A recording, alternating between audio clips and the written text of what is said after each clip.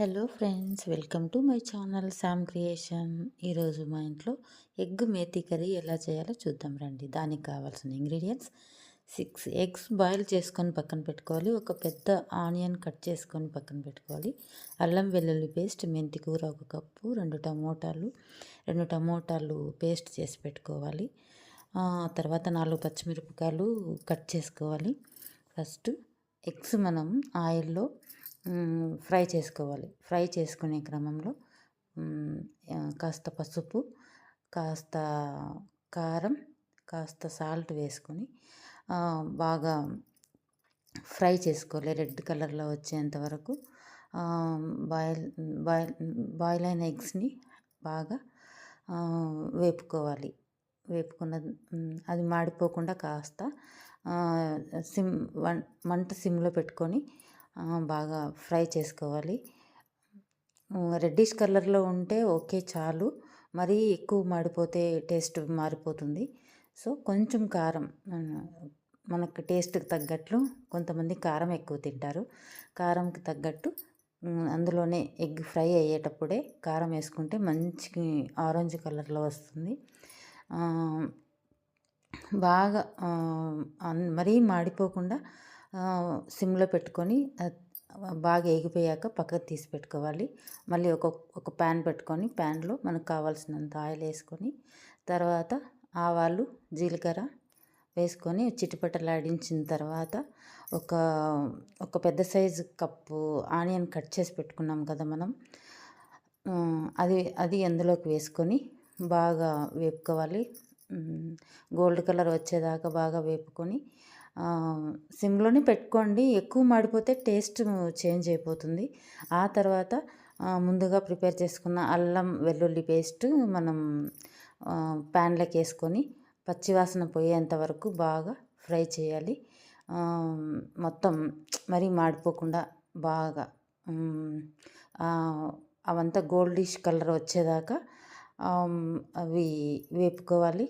ఆ తర్వాత మనం కట్ చేసుకున్న టమోటాలు రెడీగా పెట్టుకున్నాం కదా, ఆ టమోటాను కూడా ఇందులోకి యాడ్ చేయాలి.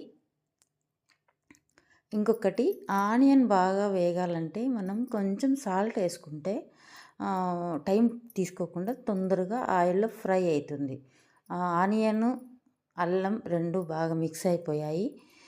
ఇప్పుడు మనం టమోటా ఒక 4 పచ్చిమిరపకాయలు కట్ చేసుకున్నాం కదా, పచ్చిమిరపకాయలు కూడా వేసుకొని అవి కాస్త మగ్గినాయి అని అనిపించిన తర్వాత మనం ఏం చేస్తామంటే, ఇప్పుడు మనం ముందుగా కట్ చేసుకున్న ఈ టమోటా, ఒక 2 టమోటాలు కట్ చేసి పెట్టుకోండి. 2 టమోటాలు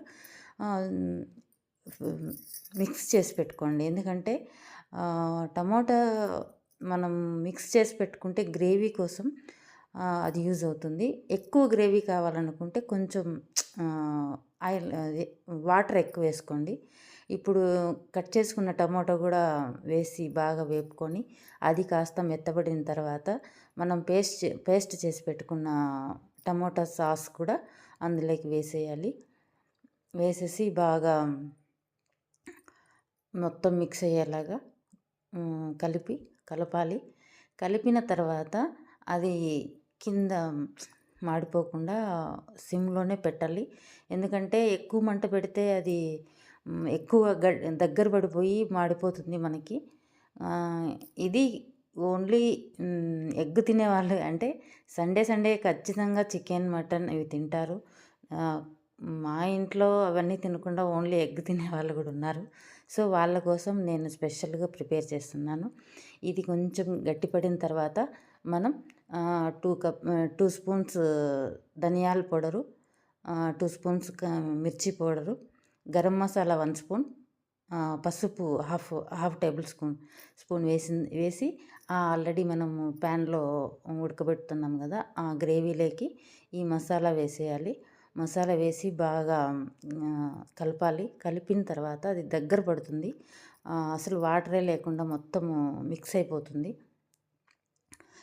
ఇలా చేయడం వల్ల ఇది ఒక కొత్త రకమైన టేస్ట్. అందరూ ఎగ్ కర్రీ చేసుకుంటారు, masala egg omelettes, egg fry ఇలాంటివి చేసుకుంటూ ఉంటారు. ఒక్కసారి మేతి కూర మెంతి ఆకులు కూడా చాలామంది వరకు తినరు. చిన్నపిల్లలు వాళ్ళందరూ తినరు. సో, ఇలా ట్రై చేయండి ఒక్కసారి. చాలా బావుంటుంది.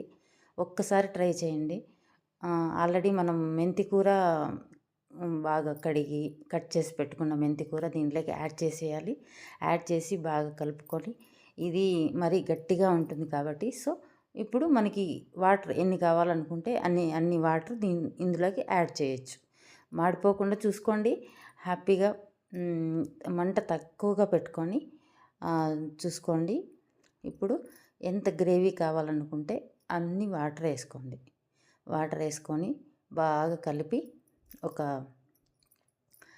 10-15 నిమిషాలు బాగా ఉడకబెట్టినామంటే మంచి గ్రేవీ రెడీ అవుతుంది.